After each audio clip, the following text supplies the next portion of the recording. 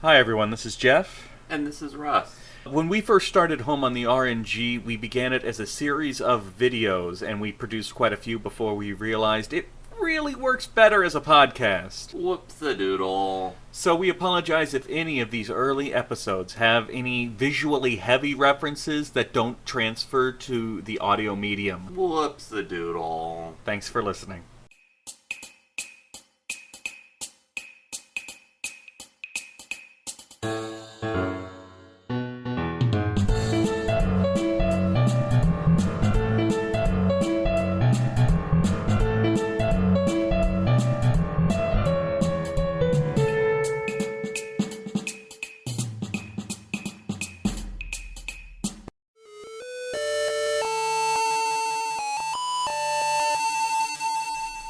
Hey everybody! What's up?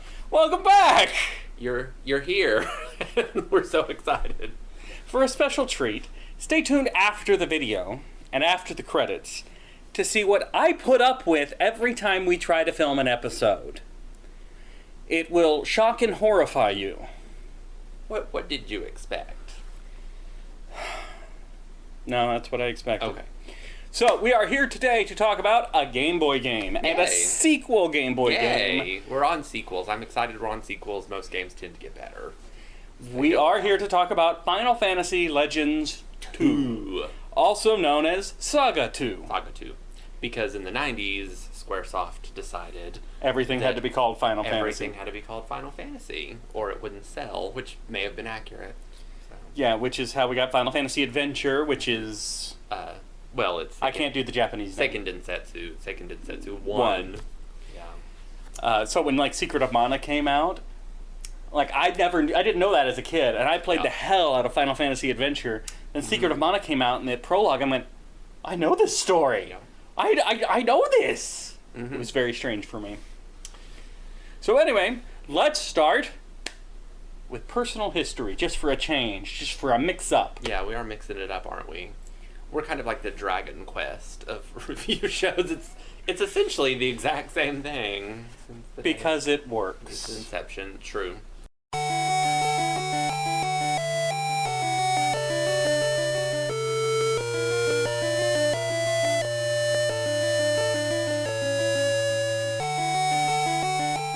So, like most of the games we play, I have the Game Boy cartridge for Final Fantasy Legend 2.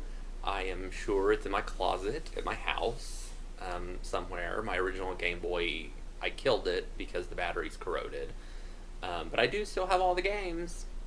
So I played Final Fantasy Legend 2 before I played the first Final Fantasy Legend, which is usually how I came into Final Fantasy games. I played Final Fantasy 2/4 before 1. So I was disappointed when I played the first Final Fantasy Legend because I played this one first, and it is better. Spoiler warning. So yeah, my personal history is literally the same as it almost always is. I'm the one that's telling Jeff about these games. Not this time, sir. Not this time. I have personal history with this game. I never owned it, but my friend Ryan did. Ryan has showed up before. We talked about Arcana. He might have showed up when we talked about other games, but he owned it. And so when I was over at his house, I'd play it on his Game Boy sometimes in little bits and pieces. In particular, I remember playing in Giant's World. And I thought it was so cool that you could have like monsters and robots in your party. But this was my first time to play through the entire game beginning to end and experience the full story. But it always seemed to me to be a very interesting game in the tiny bits and pieces I played it in. So I was looking forward to finding out what was really going on. You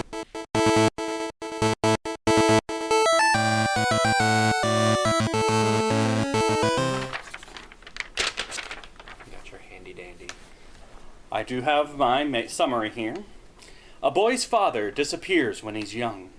As an adult, he finds out that his father was hunting down Magi, mysterious pieces of a god that grant special powers. He decides that in order to find out what happened to his father, he must go out and collect all of the Magi. You said a boy's father, but in that's my true. game, it was a girl's father. That's true, which is going to bring us to characters, Yes. which is Russ's area. So, much like the first Final Fantasy Legend, your characters are... You make your own party. You get to choose your own hero. You choose between a male or female human, a male or female mutant, a robot, or monster. The mutants are a translation of Esper, for those who know the Final Fantasy series later on. Right. They're basically magical creatures. I guess nobody in the 90s would know what an Esper was. Yeah, but And we didn't have Wikipedia to tell us. Post-apocalyptic. Yeah, that's true. But anyway, so What if I want to play a female robot? What if I want to play a gynoid? well, you can do that. Just name your robot Susie or something. Done. Yeah, that's fine. Your monsters can be male or female, I assume. In your imagination. In your imagination, yes. Speaking of robots, I honestly think they're a little bit broken in this game. They are. Yeah, Because you can stack... The way robot stats work is their HP and armor goes up when you equip armor on them, but any piece of armor in a set does the same. So, like, if you want a bonus for mithril armor, a mithril glove works. 4 mithril gloves work, and it'll be 4 times the power of... Which is... They recharge their weapons by sleeping, so you can give them the most powerful weapons, and then when they go to an inn, they get their durability back. All classes are breakable. And you can actually heal them fully up just by unequipping and re-equipping armor on them over and over again, and it'll boost their HP back up.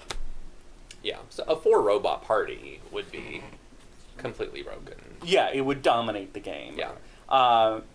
As you're going to see in the footage, I did the footage for this one, right? You did. I did. To get a full feeling for the game, I did a male hero, a female mutant, a monster, and a robot. What did you do? Which is the most balanced party. I did one female human, that was my main character, and then 3 mutants. Because mutants are the other broken class, the same as the first Final Fantasy Legend, is mutants, if you can control their magic, and what they have is magic, then they're also completely broken. I'll say they do recharge their magic when you stay at an inn, and the magic system is very easy to manipulate. The mutants will randomly learn new magic spells, but it always replaces the one that's on the bottom of their list of 4 spells. So if you just keep the ones that you want to keep on the mutant in the top 3 magic slots, then you can 100% control what magic they have. And monsters... And you don't have to buy, like, weapons for them. Monsters were a cool concept. I like the idea of monsters, but by about halfway through the game, I realized I wasn't using the monster at all. Yeah. Like, he was just there. But I would not have beaten the game had it not been for the monster in my party. In the very last battle, he came through and proved himself, because the other 3 party members were down. The enemy was almost down, and my monster had a vampiric touch, which hurt the enemy and healed himself for more damage than the enemy was doing to him. So then it just became a matter of running out the clock. And I beat the game because of the monster in my party, who had been useless for about 20 hours of gameplay. Okay, well that's neat. Yeah. Kind of an example of how older games were so broken in so many different ways, but sometimes it really worked to your advantage. I was sad I couldn't take a chainsaw to God. Yes, yeah. Are there any characters apart from your party that you want to discuss? Well, that's what I was going to talk about next, because your party is just these 4 generic characters that you create yourself, but unlike the first game, you almost always have a 5th party member, which is a character with an actual, like, name and personality that's not just a random blank slate, and they actually play a role in the story. There's Key, the priestess, and there's Lynn, who may be your half-sister. Which we'll get into, I think, in the story. I want to talk about the story. Well, we're in the story area. I mean, this is story and characters. Well, Lynn, this is one of my favorite plot lines of the game, because it's so adult for like a 1990s. I'll give it, first of all, because this leads into what you're about to talk about, I'll give it this. The way the game starts, you expect you're not going to find your father till the end. Right. But you find him about halfway through. You do. And then... And then you go to this one world, because you're jumping from one world to the other, and you go to this world and you meet this little girl named Lynn, and there's lots of clues that perhaps your father has a secret family in another world. Because he's watching out for them. He's spending time there and taking care of them, as opposed to, his wife and son that he left a decade ago. Yeah. So, but anyway, I like Lynn, and I love the characters in the actual Japanese world, the feudal Japan world.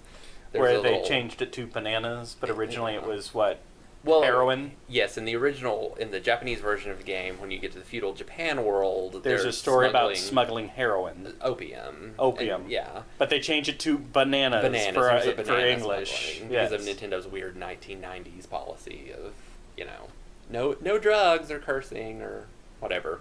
Or religion. But except you fight gods in this one. Right. But it's not the Christian god, so it's okay. Yeah, it's Greek gods. You fight Apollo, it's okay to have Greek religion. Yeah. Or Roman. You fight Apollo and Venus and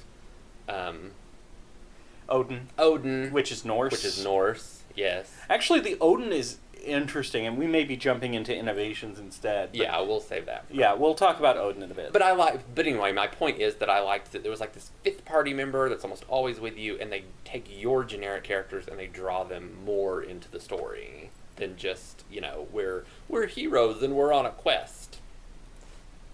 The story is pretty decent. And like I said, that's what I was going to say. I like the geisha. It doesn't flow exactly like you would expect it to, because you do encounter your father much earlier than you'd feel, and he does play a part. Yes. Although there's also the mystery, not your father character. Right. And that's where the doubt is in Lynn being your half sister. Is because that not your father character might be her father. The sprite is exactly the same as your father, except he wears a mask. But he wears a mask. Yeah. And claims not to be your father. And then you run into your father and don't go, hey, do you have a mask? Right. Because I just met a guy. Alright, so we're good for story and characters? Yeah. I just want to keep talking about Lynn, honestly. It is a fun little subplot. Because there's the one there's the part where she gets kidnapped. And then your father is so worried about her, and you run to that other world where you don't do anything except just fight that battle to save her. So moving on. It was a big deal to my 9-year-old brain. To what is probably going to be our shortest section. Combat system.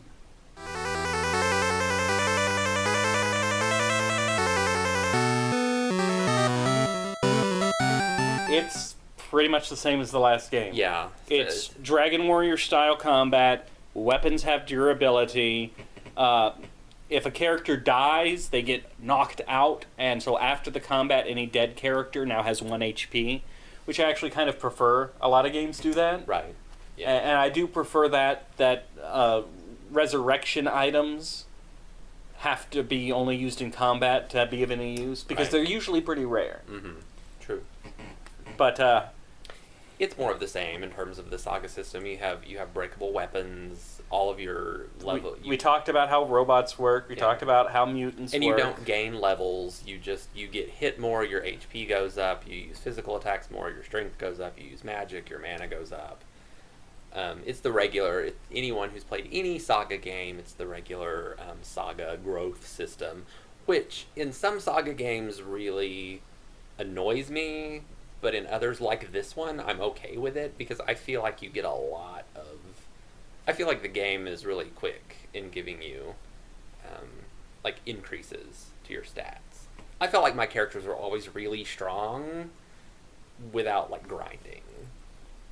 And I didn't use any monsters, so I wasn't relying on meat. I wasn't relying on the monsters are very hit and miss. I guess if you wanted a real challenge, a party of 4 monsters... A party of 4 monsters would be difficult. Or...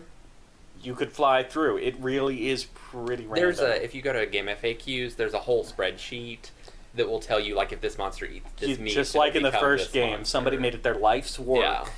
Yeah. And God bless these weird people. Oh, I know, right? Sometimes I can see those tendencies of, being so obsessed with something. I have to chart this out. That you would just want to make a spreadsheet out of it, because I love making spreadsheets.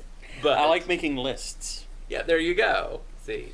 But anyway, so we're kind of stalling because there's nothing to this combat system that is new or special as compared to Final Fantasy Legends 1, which is fine. It's a Game Boy game series. I don't expect great innovations in the combat system, especially when it works. So the fact that we don't have much to say about the combat system isn't meant to be a derision of the game itself. It just means there's not much for us to talk about because we have already talked about it exhaustively. Yeah. So, if you want more, go see our review of Final Fantasy Legends 1, skip to the combat section, and that's this game. It really is. But we'll move on to something that does have some differences, and that's innovations.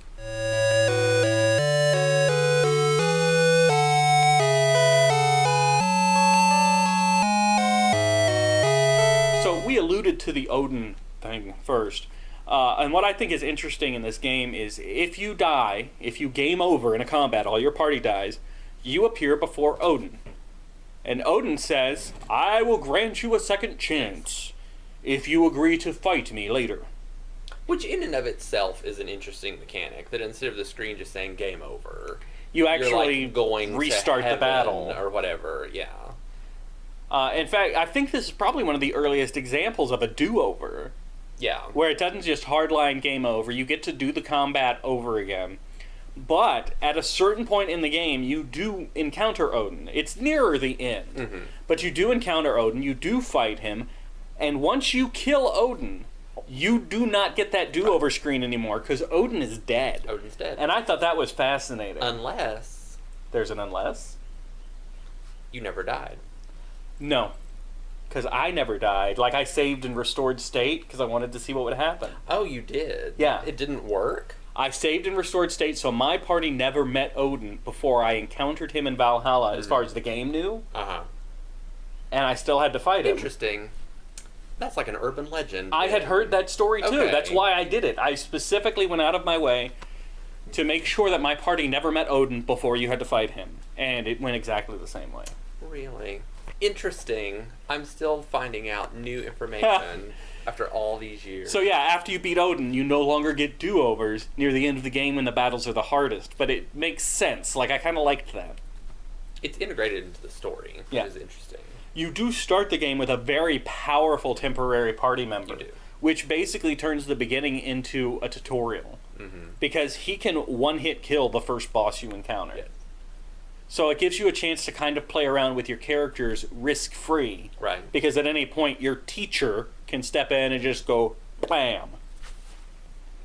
There is a huge variety of weapons in this game, much like the first one. Sadly, much like the first one, there's no way to tell at a glance what is better than others. Right. You again have to equip things and then look at your stats and see how your stats have changed, and I hate that. It is so And there's no easy to put a indication. little up arrow. Right. Some weapons base their power on strength, Agility, some on strength. agility, some on magic. And if it wasn't for spreadsheets online, Yeah. I'd never be able to figure it out. Different types of party members level up in different ways, which we talked about We already. talked about. Sorry, I'm going off my list of innovations over here. There's really a lot going on here with character development and weapons. I'm trying to figure out what I meant by that. I think it just Well, there is good- it has to do with the way your characters level up, which we discussed, and the huge variety of weapons. Yes, and because using a weapon, I think maybe what you meant is like using a whip, for example, which I know. Like a whip, the strength of it is based on your agility. Yeah. And it also counts towards like increasing your agility. So if you're really, really like a savant and obsessive about it, you can really like min-max characters Yeah. and things really easily by using specific weapons. On if you're the kind of person, what I think I meant is if you're the kind of person who really likes digging into the minutia of how a game Yeah. works, there's a lot here that you could actually go in and play with. I mean, just the monsters alone. Oh my god, yes. Is like its own little toy box. Yeah, I just ran it at random, pretty much. If I had one I liked, I didn't have them eat meat for a while until they used up the abilities I liked.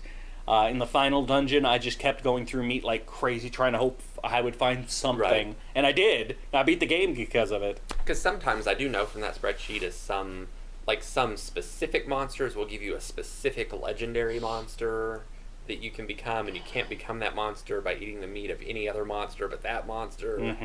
I mean, it's fun. It actually is pretty fun. Although this game does do another one of my pet peeves that I hate, not just equipping items and not knowing, but being able to whiff against defeated monsters. Yeah. Mm-hmm. If a monster is defeated before you attack it, your attack just misses. I hate that. The inns, like the first game, charge per how much HP they're healing. It's not 200 gold to stay the night. It's, oh, you're this damaged, it's this much gold, which seems, in a meta way, doesn't make a lot of sense, because, like, no, I'm fine, I'm not injured at all, I'm just tired. You're bleeding from the leg. No, I'm always that way, it's fine. Well, then I guess it's free. Like, Right. The worlds are really tiny. And I almost wonder if worlds wasn't mistranslated. Well, but you're literally climbing vines Yeah, but the to other worlds, worlds, like Jack and the Beanstalk. often the worlds have a town yeah, or a dungeon. like the That's the whole world. Yeah, like the world where it's a dragon race. Yeah, that And the that's entire it. world is this one dragon race. So I wonder if, like with Super Mario Galaxy, where they might not have mistranslated They might world, have. It might be because some it feels kind like a misnomer. yeah. Well, it's kind of related to the first game where you're climbing the tower to all of the different worlds, but Yeah. I don't know. I feel like the worlds were bigger in the first one. There were Well, fewer they of them. were. There were There a were lot fewer and they there were were 4 bigger. worlds, and there was like 20 worlds I will here. give the first game that. It was a little more. That was a little more of a coherent It felt more narrative like worlds. because you're actually climbing the tower in between Yeah. the worlds too. There is a completely unnecessary and very nasty dungeon. Yeah. And what I really liked was, as you enter this dungeon, it's a world you can just skip. As you enter the dungeon, there's a fairy that goes, hey, this dungeon's really mean. You may not want to go through it. And of But course, she's not kidding. Yeah. And of course, I went through it anyways, and you get to the end, and she's like, yeah, that was rough, wasn't it? And I guess I didn't look closely enough, because there's a way to see if there's any Magi you need to collect in that world, and there's not in that world. You can skip that entire Yeah, world. you can. But I assumed when the fairy was trying to wave me off, she was going to end up to be the villain or something. And it turns out, no, that was legit. Yeah. You legitimately can skip that dungeon. Right. Seriously, it's rough. You don't have to do it. There's one. I remember that. There's one Magi. It's in a chest that's right next to the fairy at the beginning. Yeah. And then everything else you is could just optional. leave. Yeah. It had a non-linear story near the beginning. Mm-hmm. The story actually required you to bounce back and forth between some worlds at the beginning, which I found very interesting. It wasn't just the straight shot. It was go to World 3, now go back to World 2 to get something for World 1 from World 3 and 2, and then it became linear after that. But in the beginning, there was some actual bouncing around. I had to keep track of who I met on what world and how do I get there again. I think So a lot of kinda like that. JRPGs are like that. I think maybe it gets a little too convoluted for the writers. And I would like to point out, super anticlimactic boss fight. The final boss. Yes. Right. We talk about in our trope discussions every 10th episode about the concept of the surprise boss. Right. Which is the story's been building up to this guy, but this guy's actually the end boss. Like at the last minute they pulled a switcheroo, and I've always used Final Fantasy IV as that because it's, go Bez, go Bez, go Bez. Actually, it's the Romus. Right. I almost want to use this one as it now because the entire game leads up to you fighting Apollo. From the first world, you're led up to, I'm going to have to fight Apollo eventually. And eventually you do fight Apollo. Right. And then with Isis on your side, after you beat Apollo, who was hard, you go through a dungeon to instill Isis on her throne so she's the one god to rule over everything. And as she gets to her indoctrination spot, some sci-fi alarms kick on, and you have to fight the security defense system that's trying to prevent her from getting on a throne, and that's the end boss. Right. Like, this guy we've been building up to this entire battle, or the entire game for, The entire game. not the end boss. No, I've got one more dungeon, then I have to fight a security drone. Right. That's the end Right. boss. I had no investment in that fight. Right. The Apollo fight was hard and very interesting. Yeah. Because he thought he had all the power and he didn't, so he's actually like decomposing as the fight goes on. And really, the main point of that fight is to survive to the end. Mm-hmm. It's more a question of time versus damage. Mm-hmm. And I like the idea in JRPGs where the final boss fight is slightly different from all the other fights that you've had up to that point. Like in Earthbound. Like you're just singing or praying. Or even a lot of the Final Fantasies make the final boss fight unlosable. Once you get to that point, it's just a story at that point. I like the idea of the end boss fight being different. But in this one, it was the next to end boss fight that was different. That was the big dramatic build-up to. And then, oh, by the way, here's a boss. Sorry you were so disappointed. It was very anticlimactic. And the word is anticlimactic. That's another pet peeve of mine. People say anticlimatic. That means they're against the weather. I didn't know people said anticlimactic. That means you're against the weather, the climate. Anticlimactic. Climax. Climactic. Anyway. Mine is asterisk. Okay. Asterisk. Yes. Thank you. That is the word. Not asterisk. No, it's asterisks. Or asterisks. Asterisk. Asterisks. Anyway, did you have any other innovations now that we've gone off no, on I Verbal think you, Safari? good lord, I think you covered all of them. Yeah. All right, well, then it's time for us to move on to a very special segment. Mike is back, and Yay. Mike is going to teach us about music. And finally, we will have, once again, a return to some education on the topic. So, music with Mike.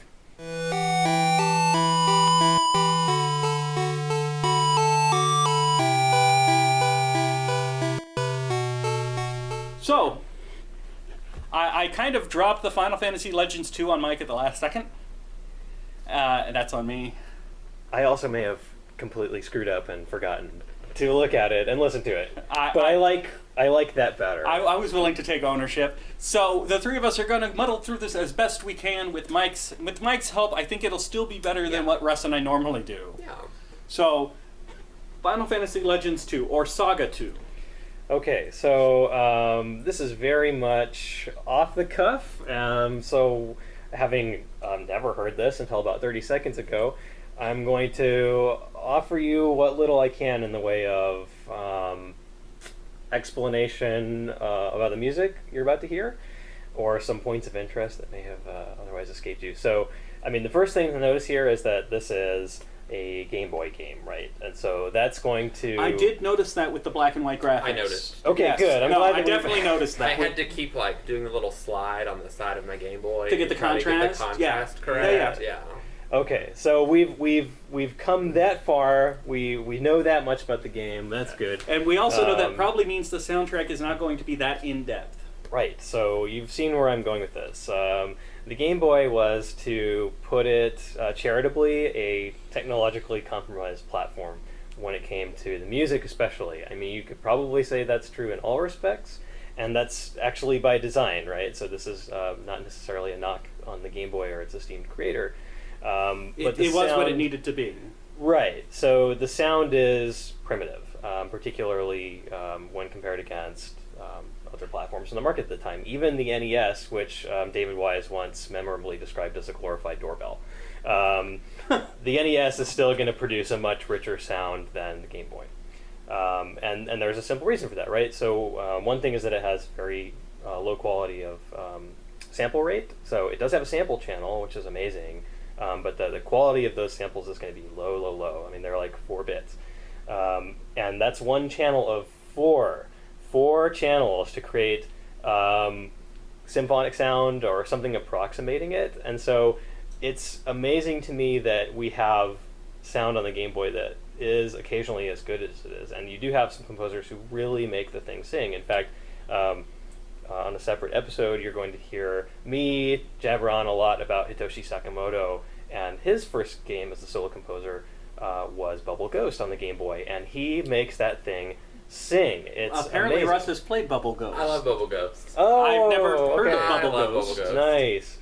Right, so How's the music, Russ, in Bubble Ghost? Wonderful. Okay. yeah, It's A plus to use that. I think that was the rating scale. 5 stars. Yeah. 2 chimichangas. So yeah. So it's not impossible, right? It is conceivable that one could make something beautiful in the Game Boy. Now, again, that's working within some very strict limitations. 4 channels, so there are 2 waveform channels, and I'm going to cheat here and look at Wikipedia. So you've got 2 pulse wave generators, 1 4-bit sample channel, and then 1 noise generator. And so that's often what is That makes sense. Yeah, that's totally. Yeah. I don't know what any of that is. Okay, good. So it'll make sense in a minute here, especially when we start listening to some of the tracks. So often what you're going to hear is you might have a bass line of some kind, and then you might have one line that's kind of carrying the melody. So some attempt to approximate maybe a stringed instrument or a horn instrument, and then more often than not, you've got that noise channel kind of stepping in to do drum noise. It's often used as a drum fill. And so how you make that into a rich, multi-layered experience is something that is fortunately just sort of beyond my ken, right? Not experienced with programming these sounds by any means. But it's interesting to hear the evolution of the sound by going to a title like Legend 2, which, based on a tiny little bit I've heard, is going to be a more primitive, if that's the right word, primitive example of Game Boy sound. Not at all like X, for example, which is a Japanese-only title, which has some of the best sound on the Game Boy, and we can maybe do a little Interesting. compare and contrast if you like. So Japanese-only game I haven't heard of. That's amazing. yeah. Which little trivia note? So this is it was an attempt to do a first-person shoot 'em up on the Game Boy, which is frankly Whoa. incredible. Yeah. So technologically, is really pushing the platform to its limits. I'll put it that way. And this was one of the very first games that Dylan Cuthbert worked on, and you might know him from his contributions to Star Fox. Oh. Yeah. I've heard of that one. Yeah. So, and I'm because I'm sitting here talking at the moment here, I'm trying to remember the name of the composer who did that game. Animal Crossing composer. Okay, in case you're curious, if you type Animal Crossing into Wikipedia, it goes takes to you to Wildlife Crossing. Crossing Yeah, it does. and a story about how wildlife crossings are established for real life animals. Because apparently, that is the name of this game, right? Animal Crossing, despite having Animal something Forest. like 15 games in the series at this point, does not warrant its own Wikipedia entry. There. Yeah, it wants the Animal Forest. You can cut this down. In fact, wink, I recommend it. There we go. So, Kazumi Totaka. Long time Nintendo composer. And his first game, actually, was X on the Game Boy. And then he did Mario Paint. I remember that. Yeah. And Super Mario Land 2, The 6 Golden Coins. I like that one. So there's a track in X called Tunnel Scene that a lot of Game Boy music aficionados often point to as just like, oh my god, creme de la creme.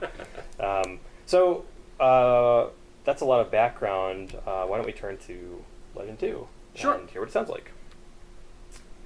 Alright, so theme of the hero, should we start there? That is one of Russ's favorites. Okay. Do you want to set up the? No, I just this is the specific track that makes me think of Final Fantasy Legend 2. Okay. Like I can So instantly. you're directing, incidentally, so you can, however you want to set these things up. Go right ahead. Okay. All right. I might interview you. I might have you say that again. Okay. All right. So, looking now at the selections here, we don't have a ton of music here, which isn't unusual. The fact is, composing for a platform like this was always a case of struggling against limitation, as we've already established. And that Which is sort of how I described the game in general, is I felt like it was trying to be deeper than it That could is be. true. Mm-hmm. Okay. Well, that's interesting to hear because it seems like you might have a parallel there in the music, not only in terms of the overall length of the soundtrack, but what you're going to hear is a pretty simplistic composition. And again, that's not really a knock on the co-composers who are among the most famous names in video game music. In fact, it was kind of a shock to me to see that no less a person than Nobuo Uematsu, thank you, himself, right, is sort of co-composed music for this game alongside Kenji Ito, who had a long and illustrious career at Square Enix, previously Squaresoft. And so the two of them together are creating music for this game, and even though it's an early title for both of them, you can hear them attempting to do as much as they can with this hardware. And so let's hear first, this is Theme of the Hero.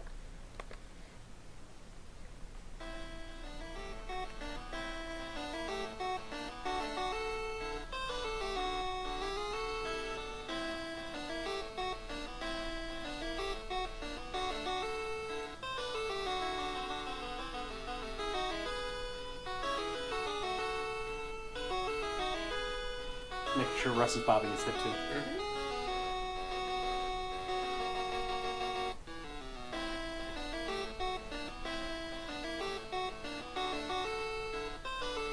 So it's pretty short. I mean, it loops pretty early.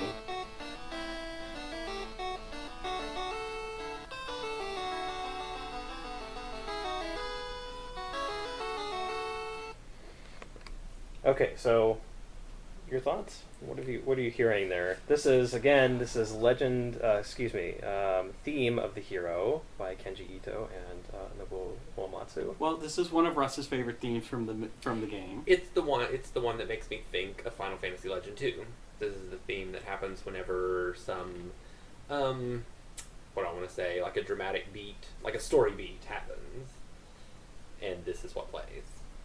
See, for me, when I'm thinking of Legend 2, I just think of the opening theme, and the rest of it's just kind of right, background but noise to me. that's like the SaGa theme. Yeah. And this specifically reminds me of this entry. Game. Okay. Of this entry. Well, see, I don't have a lot of experience with the series, right. So. And so, what you're hearing there in terms of the composition is there are 2 channels active. That's it. Though there were 4 available, and so you have one channel carrying the melody, da, da, da, da, da, da, da, and then underneath that you have a sort of woozy contrapuntal thing, and it's hard to guess what those instruments might be, what they're trying to make them sound like, but this to me sounds like, just fitting the name of the track, Theme of the Hero. This is maybe a quest anthem. You're going out boldly for adventure. marching forward. So it's high pitched. The notes are sustained and searching. This is what plays in my head whenever I walk into a bar. Okay, right. Okay. The woozy part, especially after you've had a few. Especially. Yeah. Okay, so that's the Theme of the Hero. And shall we listen to what was it? Struggle to the Death. Struggle to the Death. Yes. All right. So this, in contrast, at least, is going to be a little more complex. Let's go ahead and take a listen to that.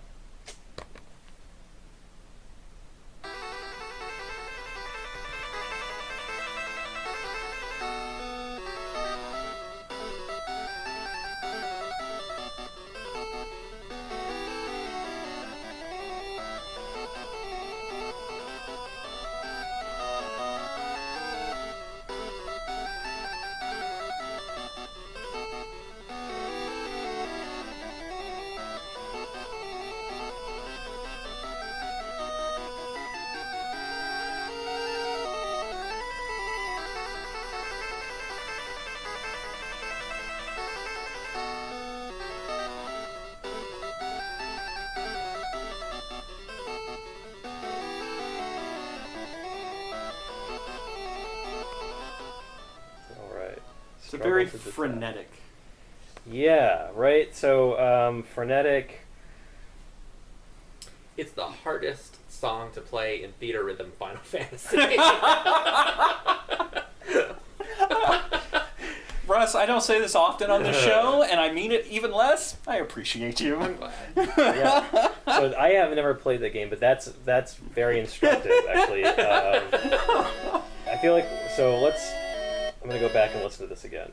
Okay, so I'm thinking about you right now, just mashing those buttons like crazy. Right. So first of all, what we have here is a track that's, I mean, it's not only more structurally complex, there's a lot more happening here in terms of the melody, right? There's just many, many, many notes sequenced together. But there's also a third track here. It sounds to me like, I'd have to listen to this very carefully to be sure, but it does sound to me like you do have the drum track coming in and sitting alongside those two lines there that are playing together to create a more rich timbral sound, right? And so once again, I just want to play this opening portion.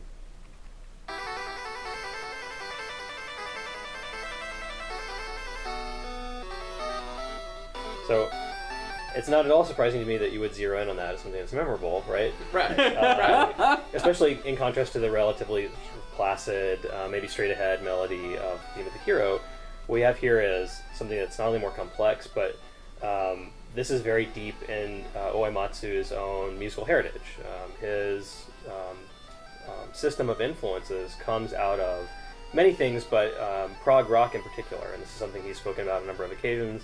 And there's a terrific episode of Retronauts in which Parrish and his compatriots go deep into the influences of Uematsu. So look that up if you're interested.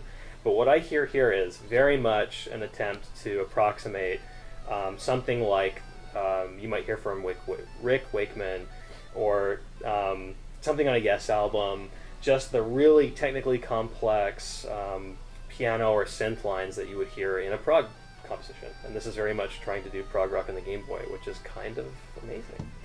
Yeah. I just think it's a really good battle theme. I think it would fit into a lot of the JRPGs that we've played. Like, if that was the battle music, I'd accept it, probably all the way up to like the Super Nintendo as a valid. It wouldn't stick out to me as not advanced enough, right? I hear that, and I'm not even necessarily thinking Game Boy. I'm thinking NES. Okay. That's just me. Yeah. You have thoughts about that? Yeah. So I don't think that's that's not unusual at all. I think that's I mean, after all they're both 8-bit. Yeah. Platforms with 8-bit sound hardware, and so they're going to have more in common than not. It does sound more black and white, but yeah, right. Or shades of pea greens. Yeah. Yes, I remember that. Yeah, the NES has, and again I have to look this up to be more clear on the numbers, but I think it's 6 channels. So you are able to have more going on at one time, to put it in a very straightforward way. And so when you listen to the most sophisticated NES compositions, like the one for Gimmick, for example, if you put these side by side, you would begin to hear, oh yeah, okay, there's a lot more going on. But yeah, I think you're absolutely right. What you're hearing is sounds that are dominated by chimes, and we're at least a generation away from having PCM that's going to sound a little bit like a real instrument. And certainly by the time we get to the next game that we're discussing today, you're much, much closer to having something like you mean the game we're discussing next month, right? Oh. No. Again, and I'm going to say this a million more times in my life, I'm sure. Since Russ lives out of town, we film groups of games together and then space out the release so that I don't spend my entire life editing. So yeah, we're filming multiple episodes today. You're just not going to see them today.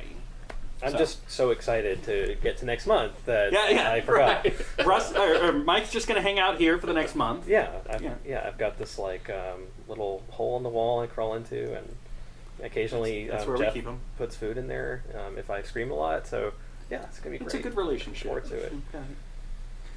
All right. So Russ, was there anything else you wanted to add to our discussion of Final Fantasy Legends 2 music? No, I don't think I could add anything. Okay. All right. I also don't feel like I have anything more to add other than it's decent. Despite the fact that it's not a Final Fantasy game, the fact that now that I know that, what's his name? Nobuo Uematsu contributed to the soundtrack, it makes sense that it does feel a bit Final Fantasy in places in the music, even though it's a SaGa game. And this is, so again, we're just kind of looking at the Wikipedia page here. This is, indeed, it's an early composition for both of these gentlemen. And yet, such is his prolificness as a composer that this is already, I don't know, we're almost 20 games deep, I think, by the time that looks about Uematsu right. comes to Legend 2. So, and that's beginning in 1986. So this is a incredibly productive And it looks like the very next year he does Final Fantasy IV, which is one of my favorites. right. Yeah. So, I don't know. I was wondering, just looking at this on the fly as I was, where is this situated in his gamography? Is this like an early opportunity for him to establish some cachet at Square? And the answer to that is no. This is his career is already pretty dang mature at this point, and not only mature but incredibly varied. Just again, skimming this list, there's a dating sim on here. There's an adventure game, Tom Sawyer. Incredible. I had Tom Sawyer. And then, of course, the Final Fantasy RPGs with which he is And so I closely see SaGa associated. games in the future, too. Yeah. There's a racing game. So kind of amazing. Plenty there to do a future episode, perhaps, on Uematsu. I honestly think we might want to have you back at some point just to do an episode on Uematsu. There's a lot here, so... Yeah, just a musical special, although I'd kind of like to do a musical special with Mike going into Mother 1 as well.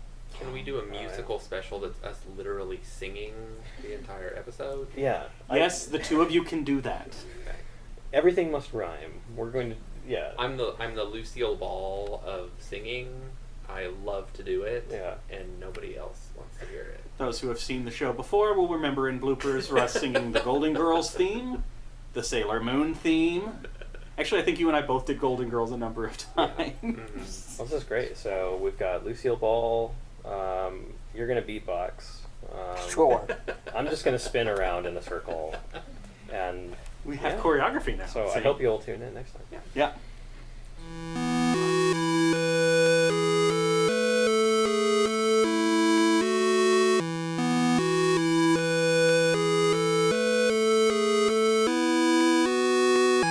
So I enjoyed Final Fantasy Legend 2. It's a game I think a lot of people forget about. I think it is kind of forgettable, but it's really fun, and kind of like we said in the review, it's really fun if you like min-maxing characters or just like playing with the mechanics of a game and a game system, like with the monster meat and all of that. So I think this is the kind of game you can get more enjoyment out of than just playing it straight, like playing it straightforward, listening to the story, fighting the battles. You can like really manipulate your characters, and I think sometimes that's kind of a fun thing to do. Overall, I would give the game a solid B+. I think it actually does have quite a good story for a 1990s Game Boy game, and because of all of the sandbox fun that you can have with the characters, I would definitely recommend it. Solid B+. I also like the game. I think it was probably a very fun game to have on the Game Boy, where you pick it up and play it for a couple hours, or play it on a car trip or whatever.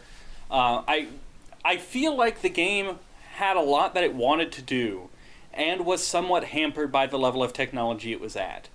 I really, as I played through the game, got the sense that it wanted to tell an even bigger story and have even bigger mechanics, but instead it settled for what it could do. And I'm not saying that as a negative. It's a good game. I'd give it a B. It just very clearly wanted to do more, I feel. And maybe as we get further into the SaGa series, we'll see them do more. Because eventually the SaGa series does move off of the Game Boy. So it might be interesting to see what happens then. So Russ, if they want to play Final Fantasy Legends 2 for themselves, where do they get it? Well, your best bet is to build a time machine and go back to 1990, because you can find it on a Game Boy cartridge. The Game Boy cartridges for it aren't that... It's not that rare a game. Oh, is it not? Okay. No. I found one at a garage sale for like $1. Oh, no, okay. Yeah, well, no. Still, track down that Game Boy cartridge. It did have a remake for the Nintendo DS, Japan only. Ah, of course. Yeah. So, and there's no English patch that I'm aware of for it. So, the Game Boy game, or a ROM, obviously. Not that we say you should use ROMs. Right. Always own the games that you're playing ROMs of. I'm sure you can find a cart on eBay for cheap. Yeah. It is not a rare game, Yeah. luckily. It's fairly commonplace. And don't leave batteries in your Game Boy for 14 years because they'll corrode. And then 13 years and you're fine. 14 is the cutoff. All right, Russ. Actually, normally I have you announce the game for next time, but I picked it. So yeah, you did pick it. Mm-hmm. I picked the next game. I picked a favorite of mine that I'm sure Russ is going to love. And I feel weird having two Final Fantasy titles in a row, but that's just how it played out. Our first PlayStation game. I need to have this so I can scream into it. Our first PlayStation game, right? Yeah. Yes. Final Yes. Fantasy Tactics for the PlayStation.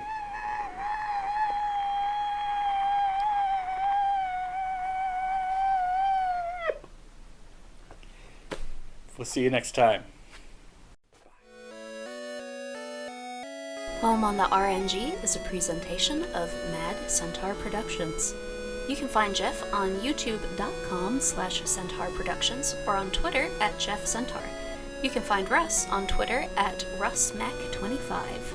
Mike Hughes can be found on Twitter @MobilesWorking.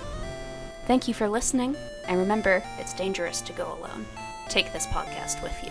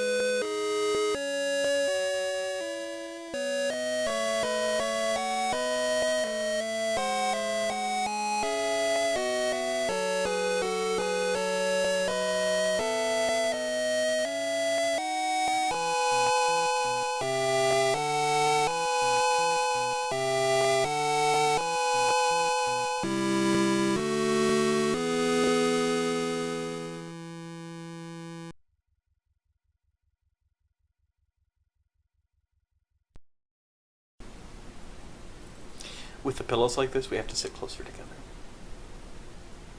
You did that. You did that on purpose. Because I want this to be intimate. I think this should be called, instead of Home on the RNG, it should be an intimate evening with Jeff and Russ playing a JRPG. I think and that's a long also title. a lot. Well, I was gonna say because that title is, it's like the title of a light novel. Like, I was a poorly paid salaryman and was reincarnated into another world as a vending machine, which is an actual visual novel, or not visual novel, light novel. I've heard of that one. Yeah, I think it's getting an anime. I think it did already. No, believe me, I would have watched it. Oh, okay. If it already had an anime, but I think there's an adaptation coming. Because that's what I love is my trash light novel anime. Trying to signal to future me that he can stop scrubbing through the footage. Burp, burp, burp, burp, burp, burp. Burp. Final How are Fantasy you supposed Legends to- 2. How are you supposed to hold your head when you're a model? Aren't you supposed to hold your neck out and your head kind of tilted down because it makes you, I don't know. I think we should review Psych.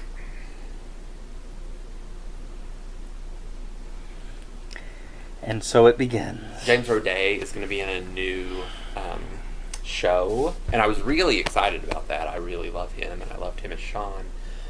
But the new show looks kind of like one of those, like, This Is Us shows, and I'm really not into that, because I don't want to go home and cry. I don't like going home to cry. I mean, sometimes I do, but not from watching This Is Us.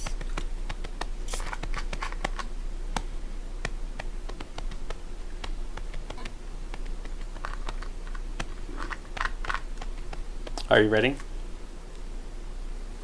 I don't think they're ever going to let that girl lose the weight on that show. What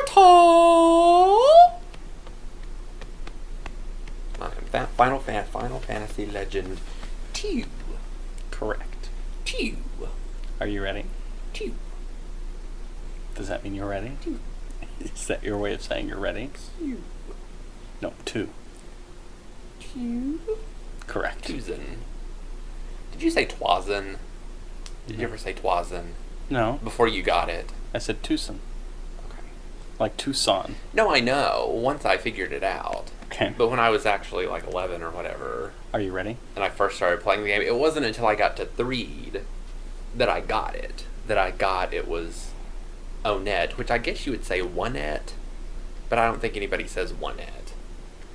And then Tuzen, and then Threed, and then Foresight. That's when I got it. So what I'm going to do is, from the moment we started filming until we actually start the review, that is all going to be a blooper with the tag on, with the little card at the beginning that's going to say, this is what happens every time we try to start filming a review. And that way people will understand the long-suffering look on my face during most of the review. I need people to understand what I have to go through while Russ amps himself up to talk about video games, which he does all the time on his own.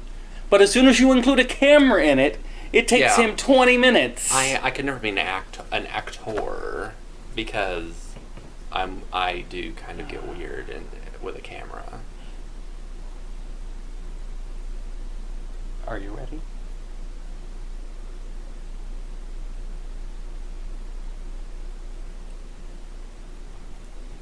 I like to move inside. I did not like the Dusty Dunes Desert, or whatever it was called, where you had to find the contact lens. You didn't have to. I know you didn't have to, and when I was a kid, I completely skipped it. But now, I feel like I have to. Although the story between the two seeds is the most compelling Right. story in Earth. I know. Are you ready? And I kept getting heat stroke. I might actually get real heat stroke. It's so hot. 73 degrees in this apartment. It's like, but I mean outside. If you make me go outside anymore, Are you ready? it's not 73 degrees outside. You are correct. It is not. Are you ready to start?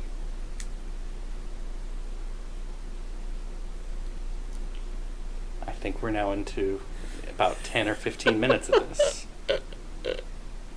I'd like to start filming the review if that's okay with you. Press my back. Like press down on my back. No. I'm not going to burp you or whatever it is you're trying to get me to do. I need to pop it. This isn't a weird sex thing. This is just, I need to pop my back. No, I mean like, press it. Ah! That was actually great. Thank you. Can we start the review Okay. now? Jesus Christ.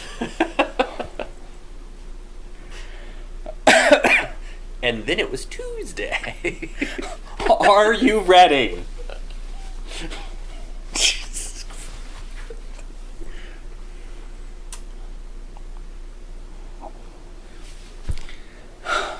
Just waiting on you.